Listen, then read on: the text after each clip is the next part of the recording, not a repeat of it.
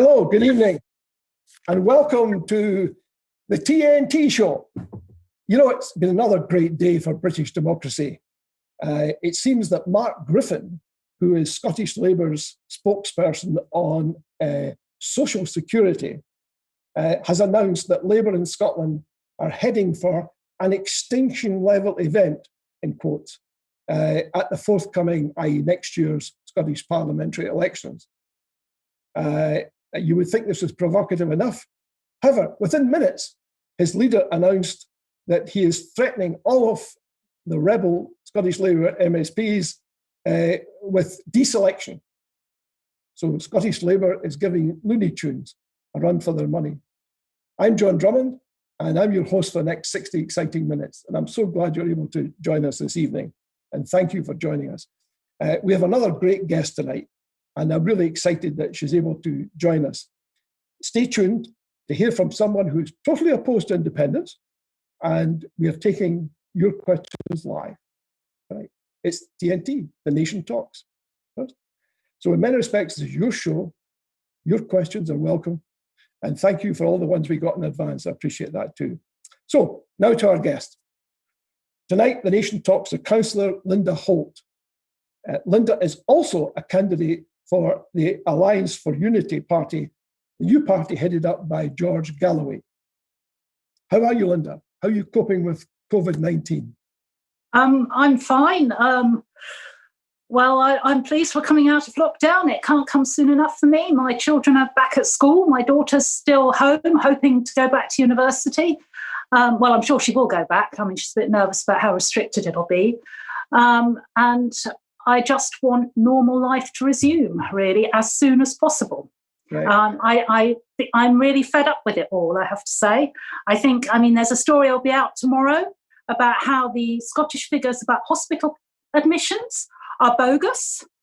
It'll be in all the papers. The Oxford professor, Carl Hennigan of the Institute for Evidence-Based Medicine at Oxford, published a paper today to say that the Oxford hospital admissions, which are sort of 5 or 8 times the level per the size of population of the English ones. The reason they're so high is that in Scotland, we've been counting everyone in hospital who's ever had a positive test for COVID. So basically, if you had a positive test in March and you're now in hospital for an appendix, you're counted as a COVID patient. The same thing that, a few weeks ago, England was doing with the death figures. That, you might have been run over by a bus, but if you'd ever had a positive test for COVID, you were a COVID casualty. They've been doing the same thing with our Scottish hospital figures. So the figures we've been having for the admissions in Scottish hospitals are, misleadingly high. The figures for infections, as far as I'm concerned, are misleadingly high because they discount the very large number of false positives, which all the scientists now admit. If you're not testing people who've definitely got very clear COVID symptoms, you can have up to 50% false positives. So these numbers, and of course we've got no deaths. So these numbers we get every day from Nicola Sturgeon are actually inflated. The virus is absolutely on its way out, as it is in all the other countries in Europe, and we do not have to be having all these extra lockdowns and panicking as Nicola Sturgeon is. So I am very fed up with it. I've had enough. I think we can go back to life as normal. Well, let's hope you're right. I mean, my son called me from Portugal today to say their figures have taken an enormous leap upwards. And it may well be that the UK may decide that the air bridge between here and Portugal may be stopped. And that's simply, he thinks, it's very peculiar. Portugal is like every other country in the sense that he lives in Western Algarve, right? The cases there are zero, just about. And have always been zero. Almost zero. However, in Lisbon, it's a very, very different story. Mm-hmm. But of course, the figures are collected by country. And so but the key thing is, are people falling drastically ill with it? We haven't got ITU admissions. We haven't got loads of admissions to hospital. We haven't got people dying because the virus is evolving. And we have already got a certain amount of herd immunity in the population. Okay. Well, let's see how that argument develops tomorrow, perhaps. Tell us a little bit now about your background, because you've got a very interesting background. I was actually born in London to a mother who was half German and half Dutch, and a father who was half German and half Irish. And the first language I learned to speak was German. I didn't speak any English till my parents sent me to school. And then when I was 5 years old, they retired. They thought a Labour government was coming in. My father was a classic self-made man. And he had married for a second time late. He had a young family. He thought a Labour government was coming in. He was going to be sort of killed by taxation. He was worried about death duties. He was on his way to Australia, apparently, to avoid the tax, went to Jersey for a holiday in the Channel Islands, found out about the tax regime and bought a house there. So I spent my entire childhood growing up in Jersey in a very odd sort of family household, which was sort of old-fashioned German, very very materialistic, because my father had made a lot of money, but very not at all cultured, not at all intellectual. My mother always bought me makeup for Christmas. She'd never buy me books, which is what I really wanted was books, as you can see behind me. So they're sacred objects for me. They sent me to private school because that's what people with money did, and they didn't want me mixing, as they said, with the riffraff. That meant that I was then not very interested in making lots of money anymore, and much more interested in sort of intellectual pursuits. I got into Oxford, where I studied German I started off studying philosophy and psychology and changed to German and philosophy. I spent 3 years in Berlin studying. I also studied for a doctorate, and I lectured for a year in Oxford as a German lecturer.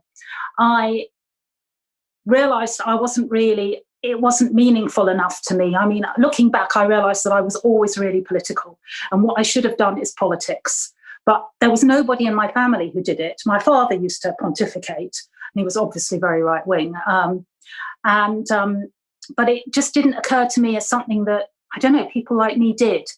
And I was on a career track. Was that because you were a woman? Did he object because you were a woman? Oh, no, he objected. Oh, no, he objected. But he didn't object to me going into politics. Well, I mean, then I was extremely left-wing, so he would have objected to that. But no, he didn't object to that. No, when I was at Oxford and I was struggling, because I was, the first person in my family to go to university, and there was a huge culture shock for me, even though I'd been to private school. I'd come from this sort of provincial little non-place, and I really struggled.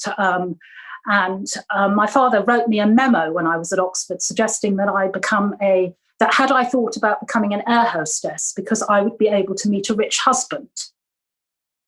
Another time I cut my hair off. I was very cross and I cut my hair off at Oxford.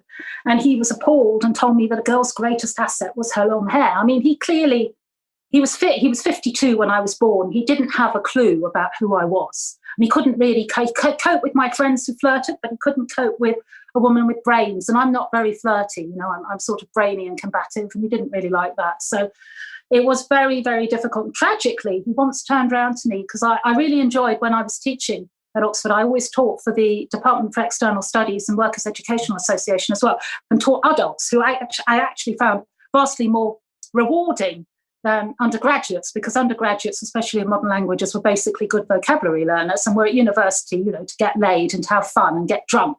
They weren't there to have thoughts about books. And if they did have thoughts, they had no life experience to back it up. Whereas I would teach these wonderful, retired people, who'd had amazing lives and could say amazing things about the books we were reading. And I really loved doing that.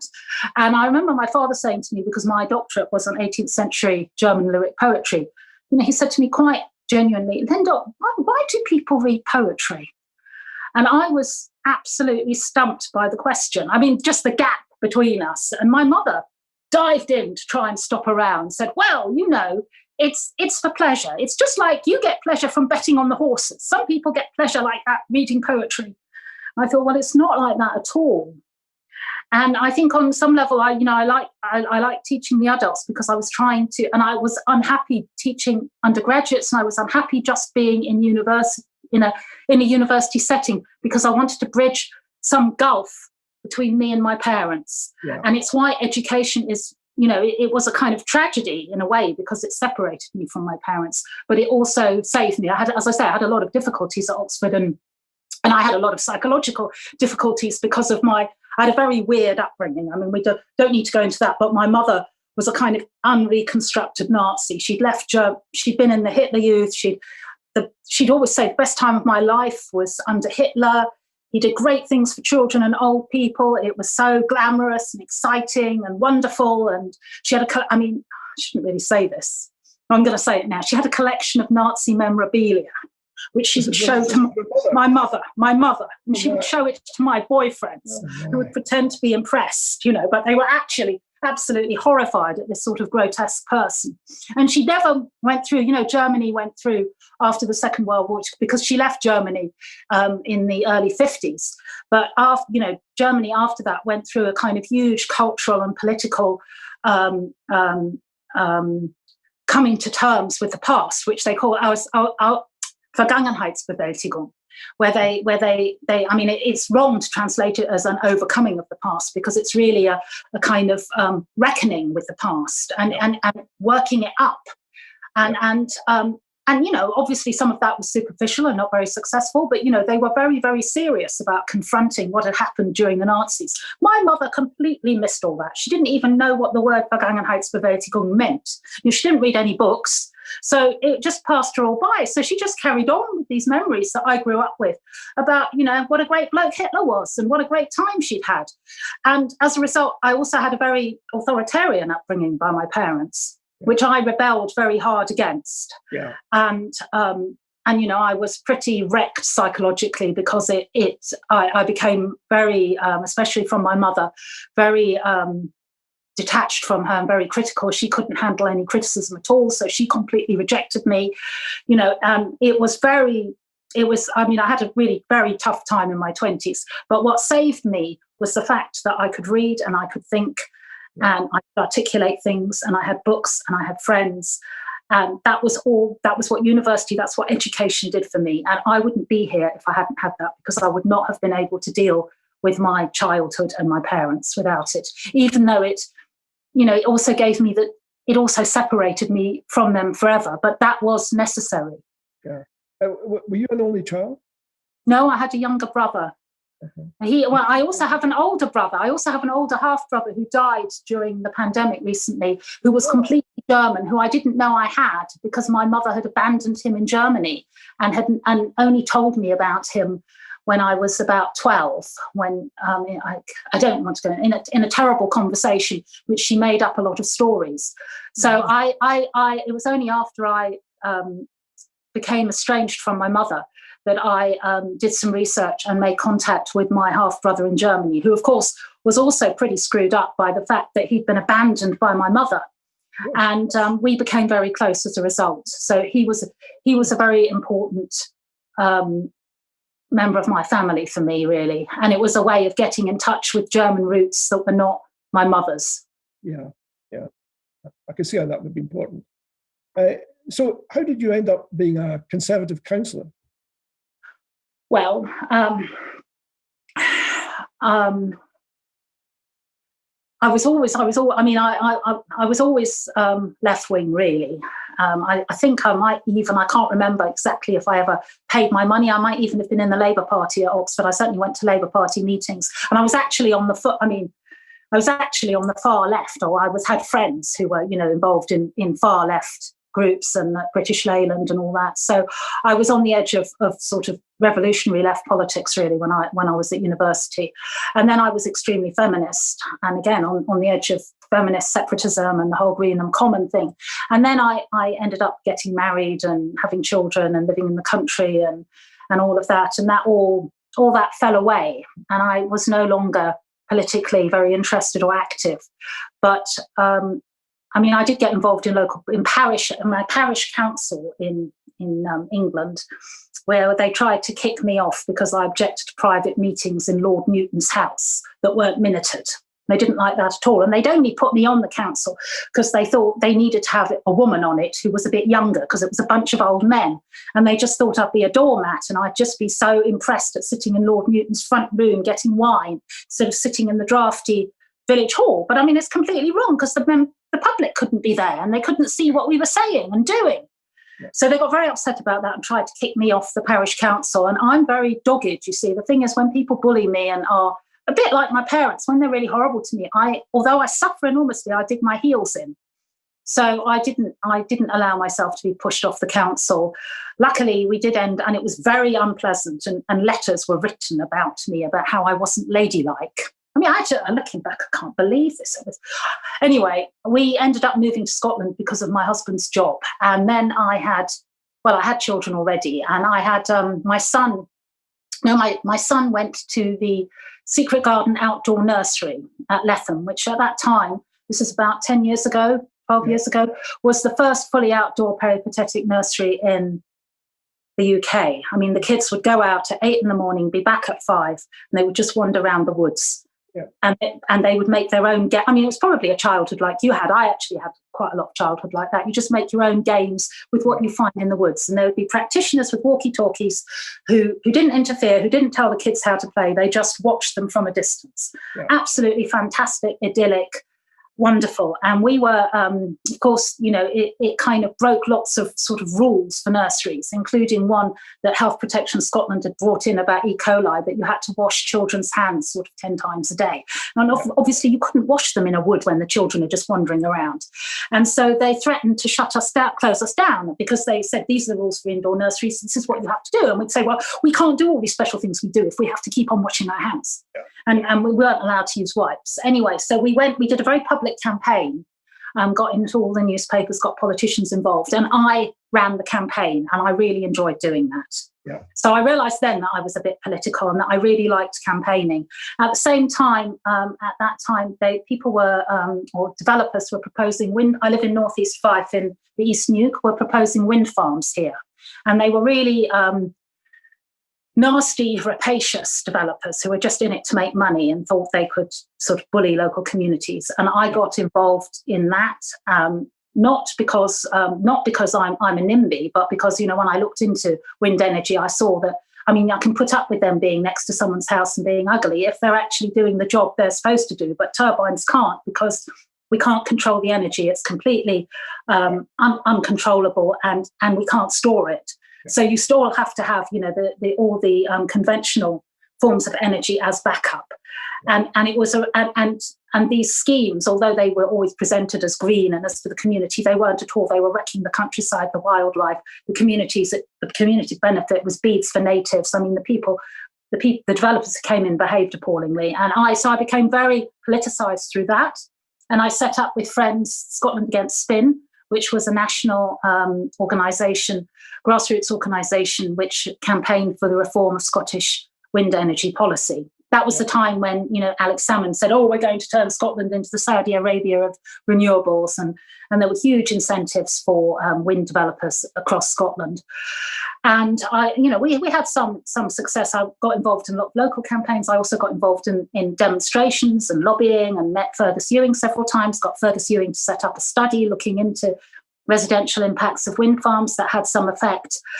And obviously got to know lots of politicians, went to lots of planning meetings. And then I thought, partly because of going to council meetings and planning meetings and seeing how poor a lot of the standard of debate was, and how difficult it was for communities to get their voices heard, because the planning system in Scotland is stacked very strongly in favour of developers. Objectors, it doesn't matter if you're an objector to a wind farm or a motorway or Mossmoran or some other horrible development that is somebody just wants to stick in somewhere in order to make a lot of money.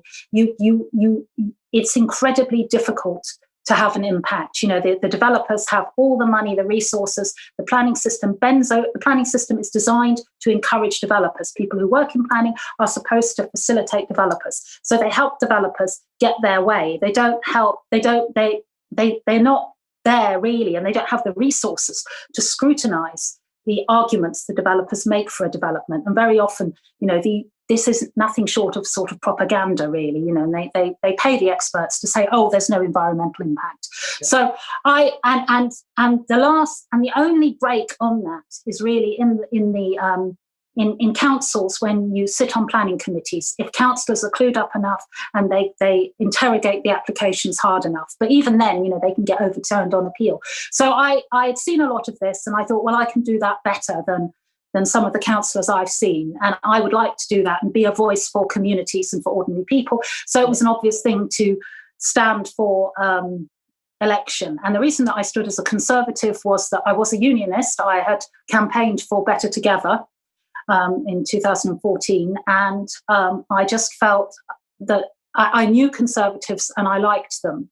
I knew more of them than I knew Labour people. And I also really liked Ruth Davidson. And I thought, well, I couldn't join the Conservative Party in England, but Conservative Party in Scotland is different. Look, they've got Ruth Davidson. This is amazing. You know, maybe there's a place for me. I was completely wrong about that. Yeah, so that's how I got to stand as a Conservative.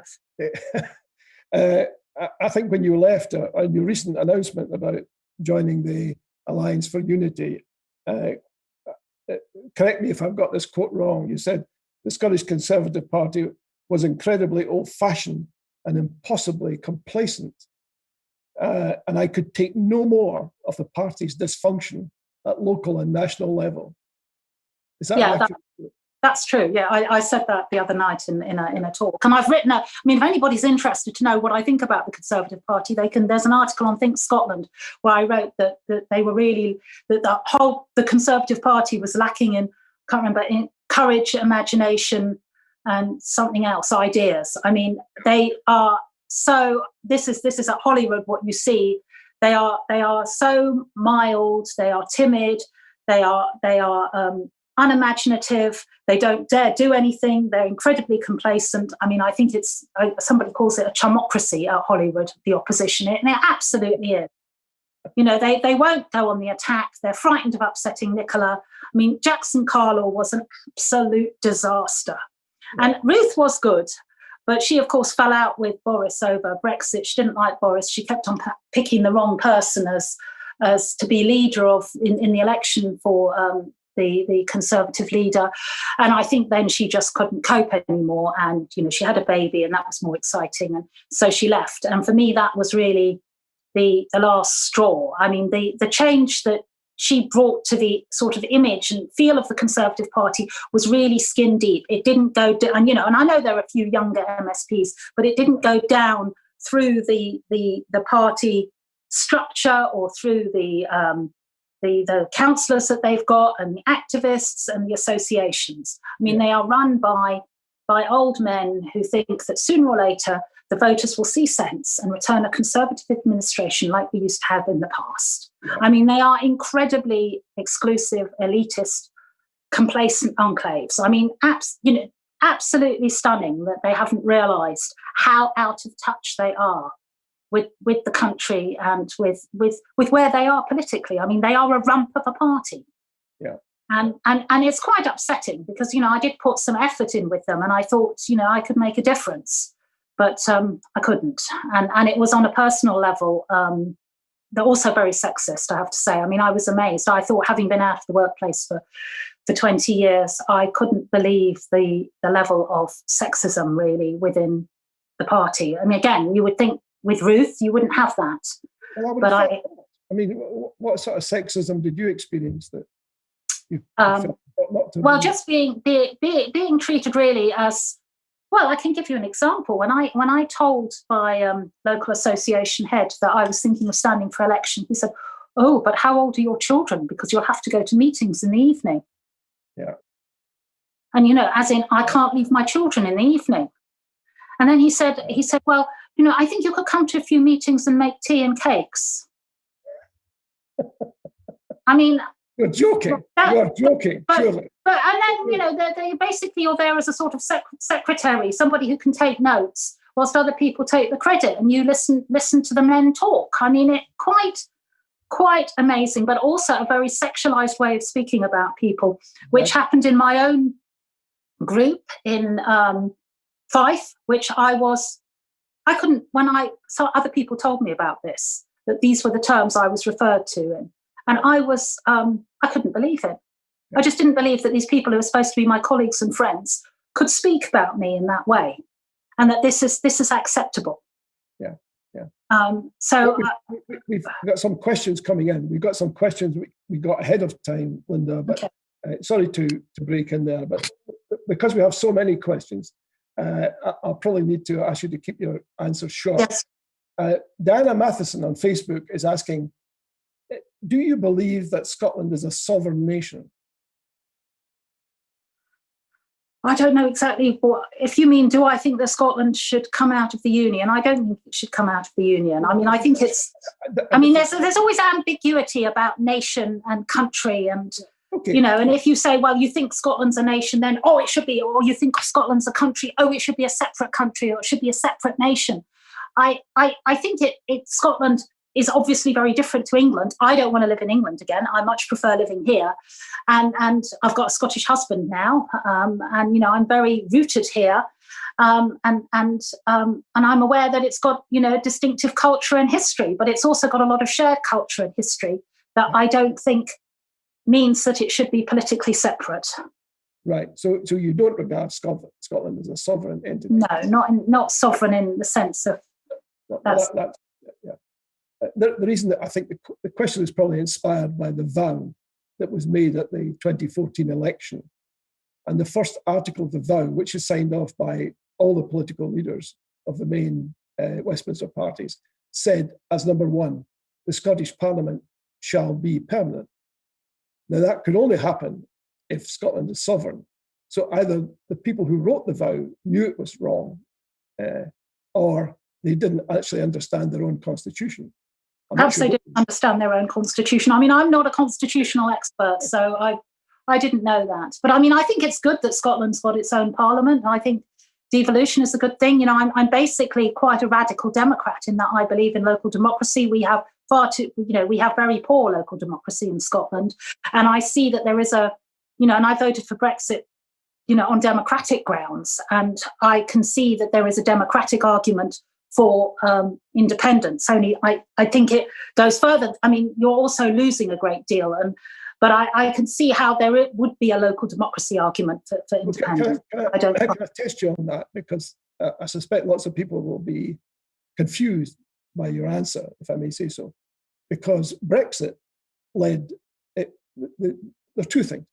One is Brexit led to a breaking up of a union. And yet you're sanguine about that, but you're not sanguine about another union. How do you discriminate between the EU union and the UK union? Sorry, you know about constitutions and you ask me a question like that. The EU is completely different to the UK. The UK is a sovereign nation, isn't it? It is a sovereign country. You know, it has a seat in NATO. It has a seat in the United Nations. The EU is a kind of club. It was set up as a trading bloc and then it became more political. But it's not got centuries and centuries of being a single bloc. Whereas we have got centuries of shared history, shared culture, shared language. I see them as completely different. Okay. And I also see that we lost, we gave away a lot of autonomy to Europe in the EU, which I became very aware of doing the political work on energy policy, because in the end, these awful rapacious developers who are coming to Scotland and the incoherent energy policy we had came from Europe. And it wasn't something that Scotland was actually in charge of itself, or the UK was in charge of itself. And Europe had produced that, or Brussels had produced that, because of very intense lobbying, by which there is intense lobbying by big business in Brussels. I mean, my position on Europe was a kind of Lexit, was a left-wing one, really, about wanting to come out. Not a right-wing one, it was a left-wing one. That I felt we were also, we were at the mercy of big business much more via the EU than we would be if we were out of it. I understand that. Taking up your earlier point, you said your decision to vote for Brexit was democratic. It was based on a democratic impulse. Now, lots of people watching this and listening to this will be thinking, well, hold on a second, Scotland voted to stay in. If you believe in democracy all that much, why aren't you fighting to keep Scotland in the EU? Because Scotland voted as part of the UK. Scotland did not vote as a separate country. Scotland voted as part of the UK. Scotland had, voted in 2014 to remain in the Union. Membership of the EU was a matter for the Union. It wasn't for the United Kingdom. It wasn't a matter for different bits of the United Kingdom. So what would you say to somebody in Scotland, who, in the majority in Scotland, who voted to stay in the EU, but they shouldn't look to see a sovereign state here which would meet that requirement? Because obviously the easiest way to remain in the EU would be if there was no UK, because then the different bits could decide for themselves. So that in many ways, you're making an argument for independence, aren't you? I don't think so. No, well, I mean, I don't think that Scotland would be let back into the UK if you became it. I mean, it's not into the UK, into the EU. I mean, you know, I know that the SNP pretends that you vote for independence and you vote to get back into the EU. I don't think there is that path back into the EU really exists. So I don't think. I mean, I think that's a kind of fantasy, really. Yeah, but for me, you know, I suppose it's a coherent position for someone to hold. If to them being in the EU is so important that they would be happy for Scotland to leave the United Kingdom to do that, well, then, you know, that's a position they can take. Even if Scott, I mean, I don't feel that strongly about the EU in the sense of, if it was a question of the only way Scotland could stay, I feel very strongly about the Union, but the only way that Scotland could stay in the Union would be to be in the EU. I'd say, yes, let's be in the EU, because I think it's more important that we're in the Union, and that's great benefit to us. But, you know, I think it will be a lot harder. I mean, it's obviously, if Scotland becomes independent and it's not in the EU, it will suffer a lot more. It will be very difficult for Scotland. But do you feel at all threatened by independence and the SNP? I feel scared by the SNP sometimes, and I feel scared by the division in Scotland. And yeah, I feel scared, you know, that the opposite. I mean, we were talking about this before the programme about the need for a strong opposition, and the opposition in Scotland has been weak for ages, and there isn't any sign of it getting stronger as far as I can see. I mean, you know, Labour is imploding, the Conservatives are really, I mean, and institutionally are really weak. The Lib Dems are nowhere. We don't have a proper culture of think tanks. We don't have universities that really criticise the government. The establishment is far too cosy and SNP. You know, you get an impression you need to be a bit of a nationalist or sympathetic in order to get on in various areas in the Scottish establishment. So that mutes criticism. And I think that's all very unhealthy. And and you see things happening, mad things happening that should be beaten down by argument, and they don't get beaten down. You know, we have I think the press is weak compared to London in terms of how they hold the SNP to account, and all of that frightens me, because you can end up with, you know, mad people in charge making daft decisions, really, and that there's no proper check on it. Okay. And and I just want to say something about the division, because I had to go to Germany recently, to former East Germany, because where my brother lived, because he was ill and then he died, and we had to spend weeks there, even though it was the lockdown, because we couldn't get flights. Mm-hmm. And it was the first time that I'd spent that much time in the former East Germany since the wall came down, and I really got to know my sister-in-law, and she talked a lot about the time in the GDR, and obviously the continuities with the Nazi period. And, you know, she'd been a teacher, and it had been a huge issue whether or not she'd joined the Communist Party, and you had to join the Communist Party in order to get on. And she just applied for her file that you can get the old Secret Service files and all that. And it made me, and what I was struck by being in Germany was how nice it was that I wasn't, and I met lots of her friends and family, how I didn't have to worry about whether or not someone was a Scottish nationalist. Right. And that's something that I do in Scotland, and this is since 2014, and it isn't just because I'm involved in politics. Every single encounter I have, you know, it can be with someone, you know, who comes to fix my washing machine, or the postman, or, you know, somebody who I meet in my constituency work. A huge issue is, are they a nationalist? We don't talk about it, but we are dancing around each other. It's in the back of our minds, because I know I have to be careful about saying things. They'll be worrying about me. Is she a unionist? Can I say certain things? Okay. And this is a kind of level of worry and anxiety and division that I didn't have when I lived in England, and I don't have when I go abroad.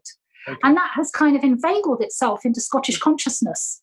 And I find that, and we've all got used to it. We've all normalised it. And it was like that under the Nazis. You know, you had to be very careful what you said, because in case they were a party member or they weren't, you know, and it's obviously not like the Nazis here. But you're not making that comparison there. No. But this division where, are you on the side of the ruling party or are you not on this issue? Yeah. And it's become defining an identity for me. Okay. And I hate it. I don't want to live like that. I don't want to live in a country like that. I wish it didn't exist. Okay, I get a point. Your concern is about identity politics. I got that. Here's a question that's popped up, because I would like to ask you a little bit about Alliance for Unity, because you're now a candidate. Michael Gray is asking, look, George Galloway is known as a divisive politician. Couldn't he damage the case for the UK? Because of his very divisive approach. Because of his very what approach? Divisive approach. I still didn't hear that word. George doesn't hide from an argument. I think that's good. I mean, that's good. That's good. He doesn't shy away. And I mean, I heard him. I actually heard him talking Kirkcaldy towards the end of the Better Together campaign, and he was electrifying. And he made an incredibly powerful left-wing case for the union. You know, about how we share. You know, it's about solidarity and sharing support, and which is what the union does now. I mean, it's what, you know, Aberdeen and Edinburgh do for Glasgow or for Fife. You know, I mean, they make the money, and we, you know, and North East Fife. I'm a Fife councillor, and North East Fife brings in the money with the university and the golf and the tourism, and Central Fife and Dunfermline brings in a bit as well. But you know, Central Fife really. They need the support because they've broken, you know, mining communities, and that's good. I don't think North East Fife should be separate and hang on to all their money. And we share our resources, and we look after each other. And I have got that model of the union, and that's George Galloway's model very strongly. Okay. So I think that's a good thing. I take it you would probably feel completely differently if that economic argument proved to be groundless. No, I wouldn't. No, I wouldn't, because again, I mean, the economic. No, it's much more. It's much more than an economic argument. It's about It's about being one. I was going to say one nation. I mean, we share so much culturally and historically, and in how we react to the world, and you know, and we've got family relationships. I mean, to wrench really, we talk about ripping Scotland out of Europe, which is really, you know, I mean, I am European to my bones. I don't feel that leaving the EU is being ripped out of Europe, but I would feel that leaving the United Kingdom, having a border with England, seeing England as foreign, would be being ripped out of something, and would be a huge loss. I want to ask you a question about democracy now, because you're a Democrat. You believe in democracy. You believe that the electorate has their say and politicians are bound by that say, by that statement. And here's a question from Linda, if the SNP win next year on a platform of another independence referendum, would you accept that as being the democratic wish? What if they win at Holyrood? No. I mean, no. The Constitution is such that it is the decision of, you know, the Prime Minister or the government in Westminster whether or not to grant a referendum. It isn't the decision of the devolved Parliament. Constitutional matters are reserved. They are not devolved. So I don't accept that argument at all. What I do think is that if there was, and, you know, we had a referendum, and, you know, lots of things about the way the referendum was run by David Cameron, I think were not very good. But, you know, we had a referendum, a decision was made, and that decision, you know, as far as I'm stands. And I would want to see forever. Well, certainly for longer than certainly for now. I mean, you know, people were talking, you know, on the SNP side as well. I mean, I know they deny that now, about a generation, but, you know, a decent chunk of time. And 6 years or 8 years is not a decent chunk of time. I'm sorry, let me just finish. What I would want to see isn't just it creeping over the polls at 52% or 53% with some kind of slightly dodgy question, would you at some point in the future support independence? I would want to see that at least 60% of people in this country said, yes, we want independence and we want a referendum now. Okay. And it was a very clear poll, and that was consistent. It wasn't just an outlier. Then I think the argument, it becomes much harder to resist that argument by Westminster. But I mean, until that is clear that there really is an overwhelming majority here for independence, I don't think we should have another referendum. I think it's so disruptive. I think it's wrecked Scottish politics. You know, the domestic government has been so feeble. So much of what Nicola Sturgeon has said she's going to do, she hasn't done. She just hasn't done. I don't know if you saw, there was a fantastic article on Commonweald. Oh God, I'm really terrible with names. You know the man who runs Commonweald. I know you know. What's his name?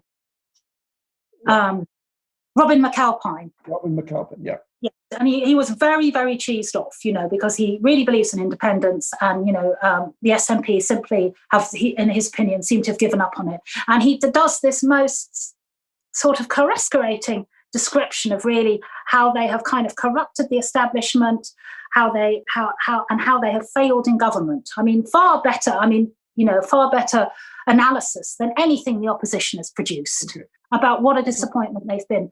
And that is because, you know, they have been distracted all the time by independence and by keeping this pot boiling. They don't quite do it, you know, but they keep it boiling, and they're not really governing. So let me get this right then, because I need to understand this. You're standing as a list candidate for Alliance for Unity. Yeah. If what is the aim of Alliance for Unity? What is its overall objective? The aim is in the name.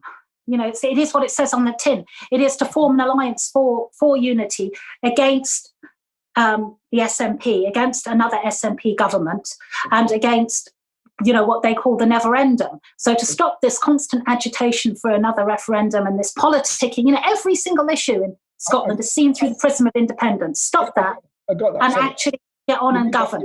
And it would require, you made that point. I want to ask you about, according to the deputy leader of Alliance for Unity, the aim at the elections next year in Scotland is to form a government of national unity. Who would you see as the members of that government of national unity? Hopefully the three unionist parties and the Alliance for Unity. I mean, there would be let's assume that's correct. How would that seal the divisions that you are concerned about? How would that put an end to division if the SNP, as the largest opposition group, were excluded from a government of national unity?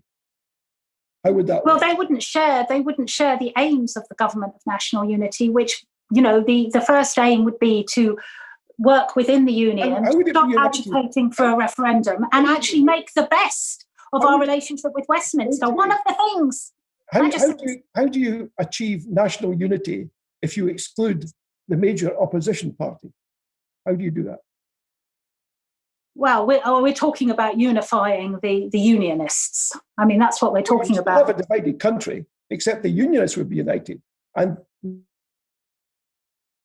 you froze. Would be united. How is that healed the division that you're concerned? One of the ways it would heal division is that we would stop seeing everything through the prism of independence, and we would start trying to have a constructive relationship with Westminster, which, you know, the SNP doesn't do. You know, it's very, very, you know, every single issue with Westminster is exploited for what it can, how it can benefit the position of you know, that Scotland is being cracked on, basically. And, you know, there's just, with respect, we're not getting the most out of our relationship. So I just think if we've got more competent government. I'm sorry, I know I'm very eloquently. I'm still clear. You're standing as a candidate, right, for this party, and its aim, according to your deputy leader, is categorically, he said, Jimmy Blackett said, our aim, if we're elected, right, as a majority next Scottish elections is to form a government of national unity, which you're now telling me would not include the SNP or any nationalists. Is that right? I don't think so. I don't think it would include nationalists or the SNP, but other nationalist parties might come along, but I don't know. Look, I'm not. This party's been going 7 weeks, right? And you are. I think the initial idea of a government of national unity was the unionist parties, because basically there is when you tot up the votes, there is a unionist majority, which is permanently split in elections, which is why the SNP gets in. And gets in to such an extent that we don't have coalitions at Hollywood. I understand that. And we want to... that point. You made that point. Stop that. I'm simply asking you, as a candidate... Okay, well, I'm saying I don't think it would include the SNP, but I could be wrong about that. Okay. In that case, it's hard to see how it would be a government of national unity. But let's leave that aside. Jamie Blackett, whom I, of course, listen to avidly, as you may imagine, is quoted in a video which I watched this afternoon. He said that, yes, supporters are mad. Do you believe that to be the case? That all SNP supporters are mad? No, I don't believe that. He said nationalist supporters are mad. That's what he said. No qualifiers. That's what he said. I think obviously some of them are mad, but some unionists are mad as well. I think I don't agree with them. I think they're wrong. I think they're misguided, but I don't think they're mad. I mean, I don't know what the context was that he said that in. You could watch his video. That's what he says. Another question. George Galloway supports a united Ireland. Do you? No, I don't. So hold on a second. You don't support the leader of your party. Yes, but it's not that kind. It's not that sort of party. It's not a conventional party where we're not going to have a whip. We don't. I'm really not interested in Ireland, and I'm not really interested in a sense in what goes on in Westminster. What I want is decent governance in Scotland, decent government in Scotland. Okay. This is about Scotland. I got that point. Jamie also described George Galloway as a dangerous demagogue. But he says he's our dangerous demagogue. Would you agree with that? Well, I think, having seen him speak, as I say in Kirkcaldy, I can see where Jamie, especially if you're not on George Galloway's side, where Jamie's coming from. But I think he will be a very effective speaker for against the SNP and for the Union and for a new government in Scotland. We've had 13 years of the SNP. It is certainly time for a change. I hear what you're saying. We've had questions come in from the Conservative Party. I'm surprised they're watching. Well, you'd be amazed who watches this show. We've established a decent track record here, I hasten to add, and I'm unashamedly say that. The question is, surely you're doing the very worst thing possible in this new party. They can understand why George Galloway is in it, because they say he's a demagogue and he's this, that, and the next thing, but he's not a Conservative. And their worry is, and I'd like your view on this, please, their worry is that if you stand in the Scottish parliamentary elections next year and the Conservatives and Lib Dems and others don't agree to step down, then effectively you will rob the Conservatives and the other unionist parties of votes.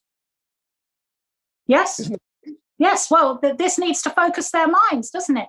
None of them are going to win, right? They don't stand a chance of winning. At the moment, they're going to do worse than they did. Labour's going to be decimated, and the Conservatives are going to win fewer seats than they won in the last election.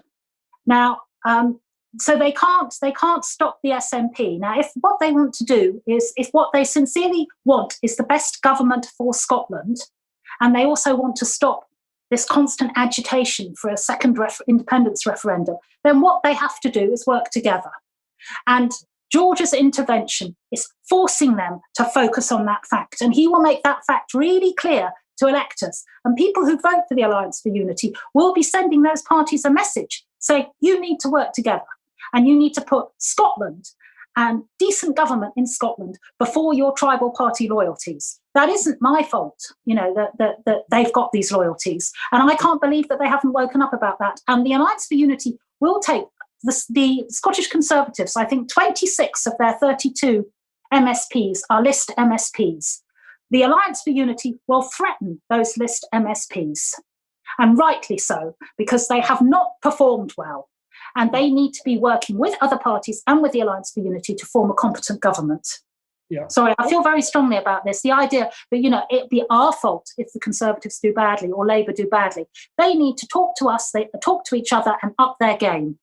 Okay, I hear what you're saying. I'm not sure they're wholly convinced at this moment in time, but and also the Labour Party would probably argue, well, it's all very well for George because he's got, he may well have enormous Conservative support at some stage, who knows? But they will argue the reason that we're in trouble is because of the stance we took in 2014, and we really don't want to go there again. I don't think Labour's got anywhere else to go. Okay. Labour can say they're going to be independent supporting, in which case they can just join the SNP.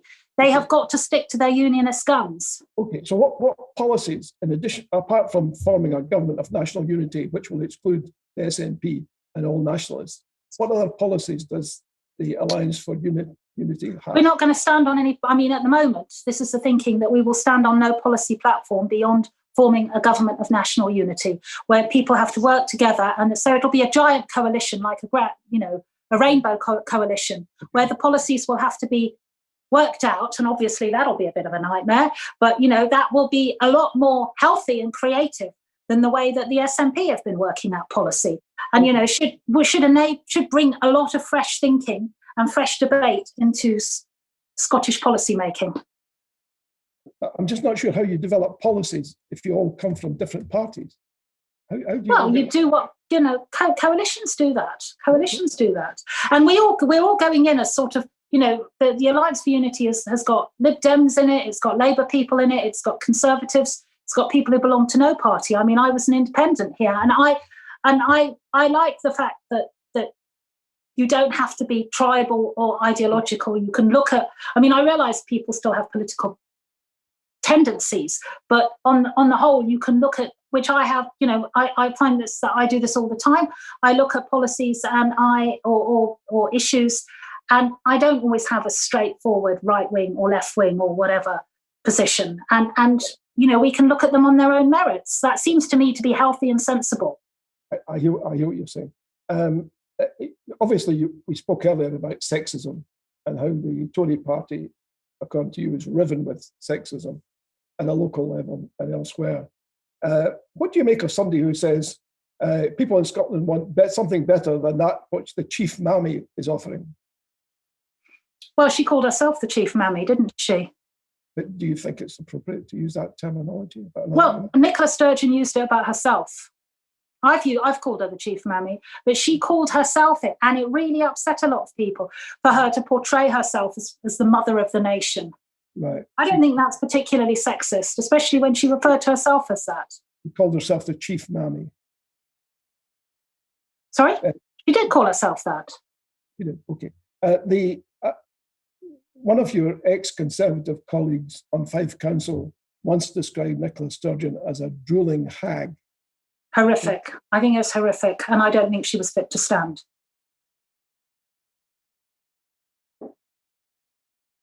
I just think that kind of language has got no place at all, in politics or outside of politics.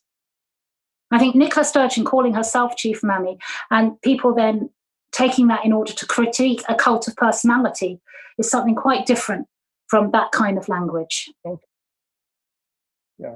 So you would deplore that sort of behavior? I totally deplore it. She said other things that were equally as awful about people. And I don't, I don't think we need to go into personal abuse. I don't think calling Nicola Sturgeon chief mammy is personal abuse. Whereas I do, the comments you're referring to absolutely are. Yeah. And I take it, if anyone in the Alliance for Unity used those sort of words, you would deplore that too. I would deplore that, yes. And hopefully it's the kind of party where I could do that publicly, which I couldn't do in the Conservative Party. Terrific. Do you think you and or the Alliance for Unity Party would accept a yes vote in a legal agreed referendum? Sorry, I didn't hear that. I'm really sorry. Can you say that again? If there was an agreed legal referendum, would you and or the Alliance for Unity accept that verdict if there was a yes vote in such a referendum? Yes, I mean, obviously, I mean, I believe in law. So if there was, and then I would work, I wouldn't leave Scotland if it became independent. I think it'd probably be quite exciting, because everything would be up for grabs. And I think the sort of SNP hegemony, which I hate so much, I think that would dissolve. So that would be very interesting. But obviously I would accept the result if there was, if there were, I wouldn't accept the result if it was a wildcat referendum like in Catalonia. And I don't think I would vote in it. But I don't think anyone's serious about doing that in Scotland. I suspect not. But clearly you're a Democrat, and therefore you would accept the wishes of the people in a legal referendum. That does make sense. Somebody has sent us an email. We'd have to be brief about this, but I wasn't aware of this. It says, "Hi Linda, given that support for English independence is rising fast, currently at 49%, is opposition to Scottish independence now largely pointless?" This is from Tom Kinnaird. I know Tom. I wasn't aware of that. I think it's the Tom you know as Tom? Well. No, I don't. Really? I don't think Scott. I think it's Tom Kinnaird from Bernarty.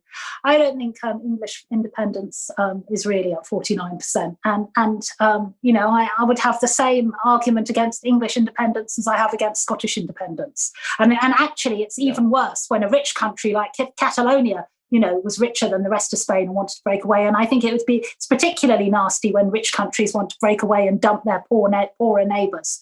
So no, I don't approve of that at all. And I don't think English independence is coming either. I think it's nutty. It's on the level of putting Morris dancers in charge. Here's a question. You'll love this. JD on YouTube has asked, do you think Boris Johnson is a competent Prime Minister?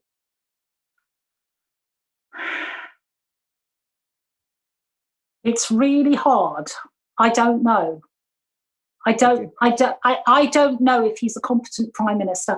I don't buy the buffoon act. I think a lot of that is sort of style and rather than substance. I don't think he's done a particularly good job of the pandemic. I think he panicked, and then obviously he was ill, so that was a bit rough.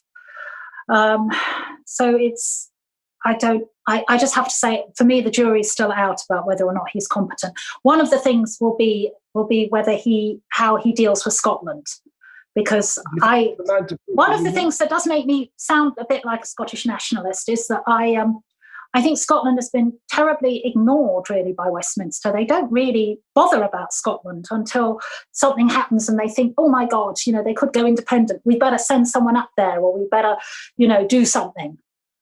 And you think, well, we're here all the time and, we're an important part of the union, and why aren't you taking us much more seriously? And, there's all these Scottish people in the cabinet. So, and it worries me that Boris is a bit like that. I mean, I know he's got Michael Gove, who ought to be, more switched on, but I don't know. And one of the things, if there was a government of national unity, or especially if the Alliance for Unity became very, influential, is that the Alliance for Unity doesn't have to do anything to keep Westminster parties happy. Okay. One of the way I do think that there should be an independent Scottish Conservative Party and an independent Labour Party. I think they've been far too hamstrung by having to keep in line with the sort of mothership parties. Yeah, good point, Linda. We're almost out of time. Can I say thank you very much for being with us tonight? It's been enlightening. It's been hugely interesting. And a big thank you. And a big thank you especially for having the guts and the bottle to come on to an independence programme and make your point. Good luck to you, and good luck with your candidature. Thank you. And my very best to James if he's there off screen. And a big thank you to all of you for watching tonight. I hope you've enjoyed the programme. As always, we have great guests. You've heard one tonight. We've got a formidable guest coming up next week. We're going to be joined by Eddie Reader. Eddie Reader is joining us next week. You don't want to miss the show. So that's 7 p.m. for the Nation Talks next week, the 9th of September. Oh, and look out for Dr. Elliot Gomer's column on constitutions and the Sunday National this week. I think he'll be dealing with English constitutions prior to the Act of Union. It may sound arcane, but there's a lot of richness there. And very importantly, please support IndyLive and IndyLive Radio. And thanks again, and a very good night. Join us next Wednesday. And remember, it's a great day for British democracy. Thank you again, and good night.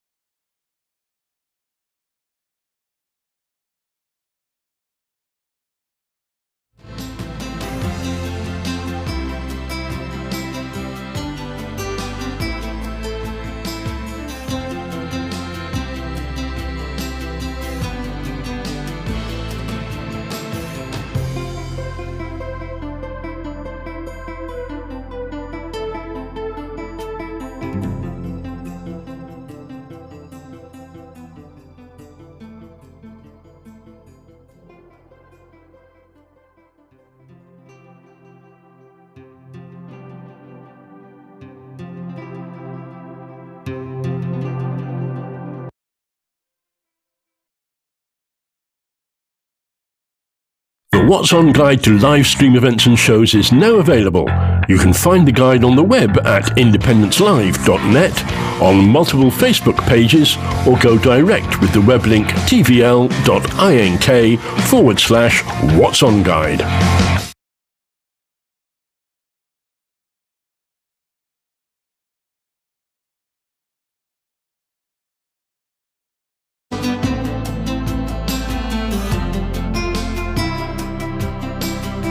I'm Fiona from Clackmannanshire Women for Independence.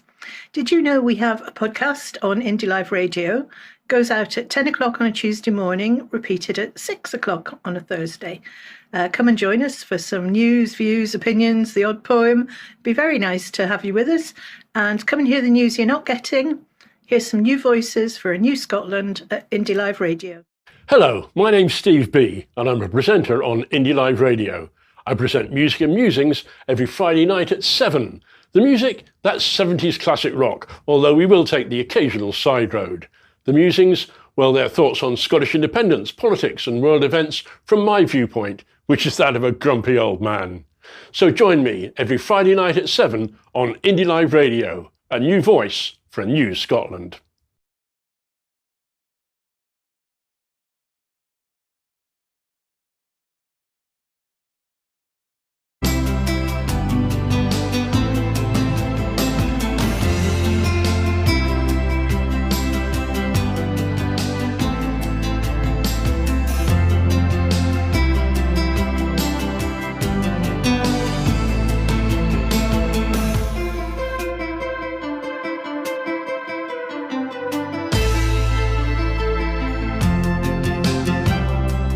Film. You can watch this again, you can be part of it.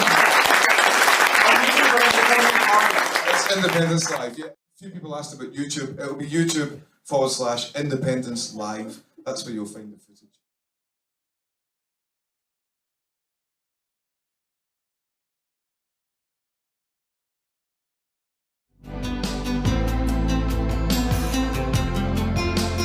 No Westminster. No Westminster, come on. No Westminster, not for me, not for me. But before I'll be your slave, I'll be buried in my grave and go home to my Lord and be free. Oh, free. freedom. Come on. Oh, freedom. Oh, freedom. One more. Oh, freedom over me. But before I be your slave, I'll be buried in my grave and go home to my Lord and be free.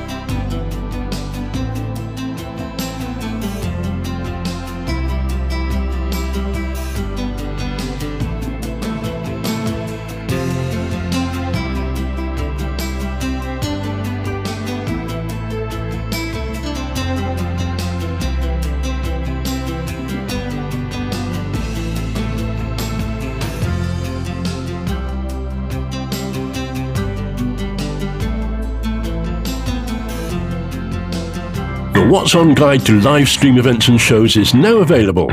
You can find the guide on the web at independencelive.net, on multiple Facebook pages, or go direct with the web link tvl.ink/What's On Guide.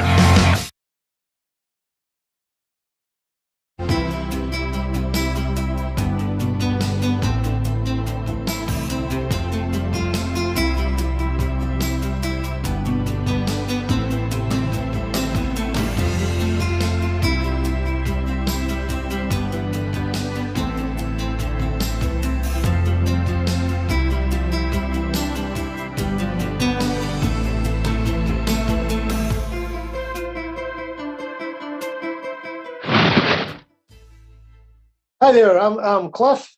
And I'm Russ. And we're from the Veterans for Scottish Independence 2.0 group.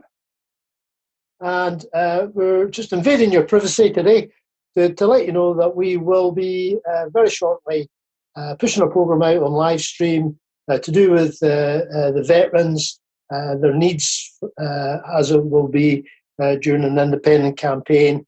The next independence campaign, and indeed in Independent Scotland. So get yourself in gear, come and join us, pull up a sandbag. Yes. Thank you. Cheers. Wherever you stand, get the fresh view of what's happening in Scotland with iScot.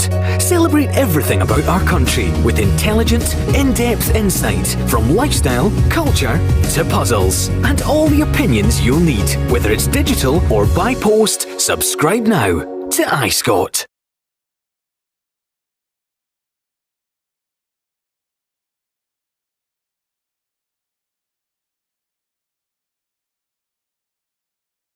The What's On guide to live stream events and shows is now available.